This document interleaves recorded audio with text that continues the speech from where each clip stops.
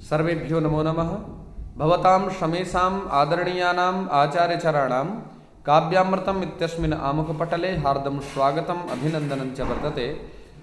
आज हम लोग पुनः महाकवि भारवी विरचित किरातार्जुनीयम प्रथम सर्ग के 38वें श्लोक के बारे में चर्चा करेंगे।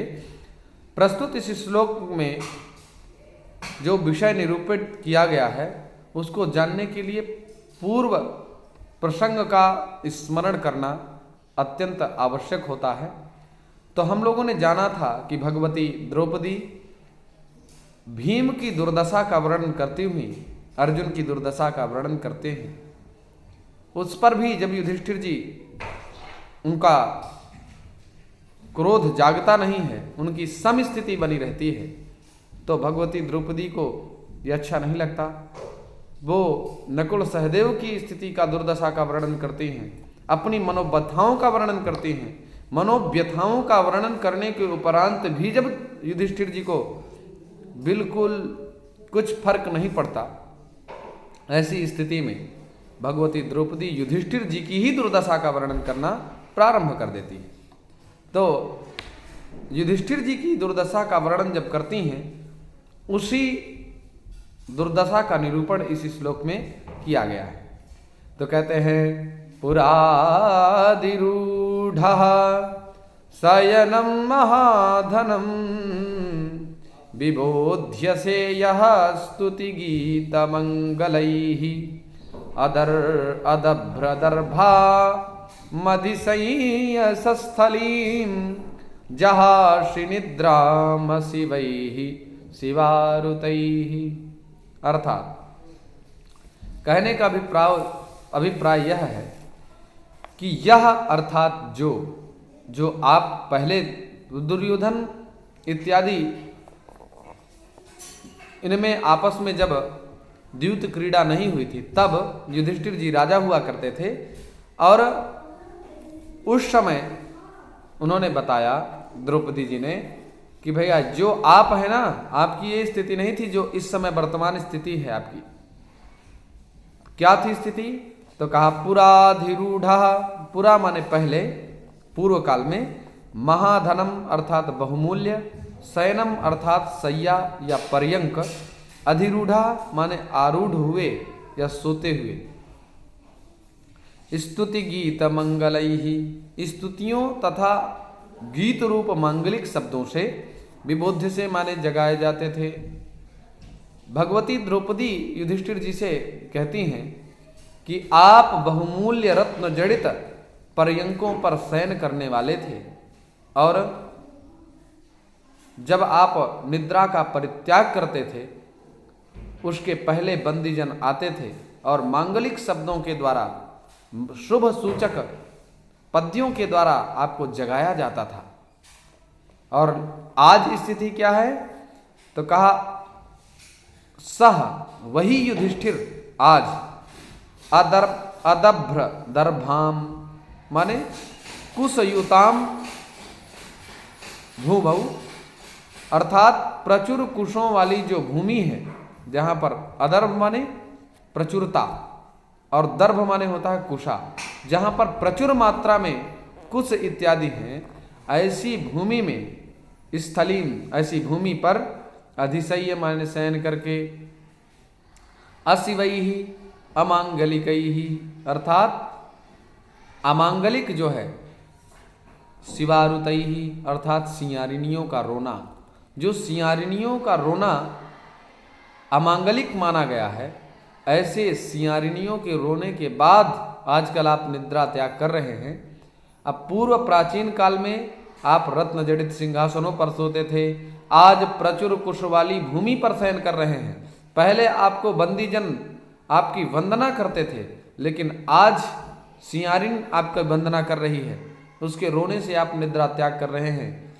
इस प्रकार की आपकी स्थिति है, फिर भी आप दुर्योधन को दुर्योधनानुकूल उत्तर क्यों नहीं दे रहे हैं? इस बात का भगवती द्रौपदी को कष्ट है। इसी भाव को बताती हुई उनके क्रोध को जागृत करना चाहती हैं द्रौपदी, लेकिन युधिष्ठिर जी साक्षात धर्मराज, बिल्कुल साधु पुरुष, तो सुख दुख समय कृत्वा लाभा लाभौ जया जयौ, उनकी ये स्थिति है, इसलिए वो सम बने रहे, कुछ बोले नहीं।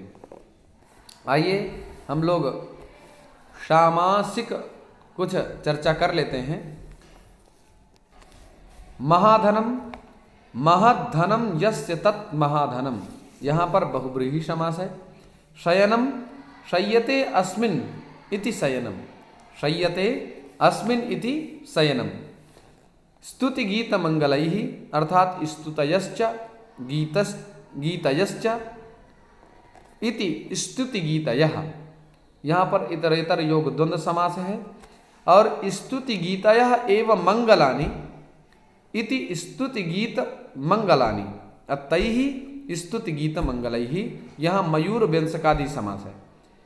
तो एक समास की चर्चा जो है जे इतरेतर योग द्वंद्व गर्भक मयूर व्यंजकादि समास, और दूसरे समास की चर्चा करें तो स्तुतेः गीतयः इति स्तुति गीतयः, यहाँ पर षष्ठी तत्पुरुष समास किया गया। और स्तुति गीतयः एवं मंगलानि, यहाँ पर कर्मधारय समास किया गया। अर्थात एक समास इतरेतर योग द्वंद्व गर्भक मयूर व्यंजकादि समास है, और दूसरा समास षष्ठी तत्पुरुष गर्भक कर्मधारय समास है। तो इस प्रकार से दो प्रकार के समासों की चर्चा यहाँ की गई है।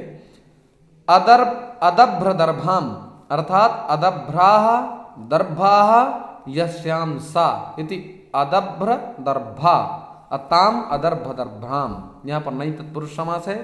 शिवारुतैहि शिवानाम रुतानि इति शिवारुताः, शिवारुतानि तैहि शिवारुतैहि, यहाँ पर षष्ठी तत्पुरुष समास करके तृतीयांत निर्देश किया गया है। निद्राम निंद्यते इति निद्रा ताम निद्राम, ये द्वितीय एकवचन का निरूपण यहाँ पर किया गया है। कुछ संध्यंत पद हैं, जैसे पुराधिरूढ़, यहाँ पर पुरा अधिरूढ़, यहाँ पर सवर्ण दीर्घ हुआ है। सस्थलीम सह स्थलीम, यहाँ पर जो सह शब्द हम लोगों ने पढ़ा, तद शब्द से जो सह यह पद निष्पन्न होता है, इसमें जो है विसर्ग युक्त ये पद होता है, लेकिन यहाँ पर विसर्गे नहीं दिखाई दे रही हैं, तो कुछ ना कुछ प्रक्रिया हुई है, तो यहाँ संधि हुई है।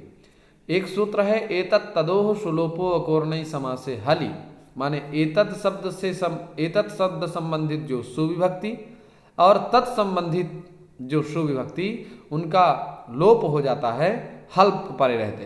तो सकार ये हल परक वर्ण है, इसलिए सकार के विसर्ग का लोप हो जाता है। कारक विषयणी चर्चा करें तो यहां पर आया स्तुति गीत मंगलैहि विबोध्य से, यह माने जो स्तुति गीत मंगलैहि विबोध्य से, तो न विबोधित करने का प्रकृष्टतम साधन क्या है? स्तुति गीत मंगलैहि। इसलिए यहाँ पर साधकतम करणम से करण संज्ञा और कर्तृकर्णयोस् तृतीया, इस सूत्र के द्वारा तृतीय विभक्ति का विधान होता है। लोग जल्दी जल्दी में जहाँ पूछते हैं कि तृतीय विभक्ति किससे हुई, स्तुति गीत मंगलैहि इत्यत्र केन सूत्रेण तृतीया जाता, तो जल्दी जल्दी के चक्कर में लोग बाग साधकतमम करणम लिख देते हैं, बिल्कुल गलत। इसलिए हमें थोड़ी विचार करने के उपरांत उत्तर देना चाहिए।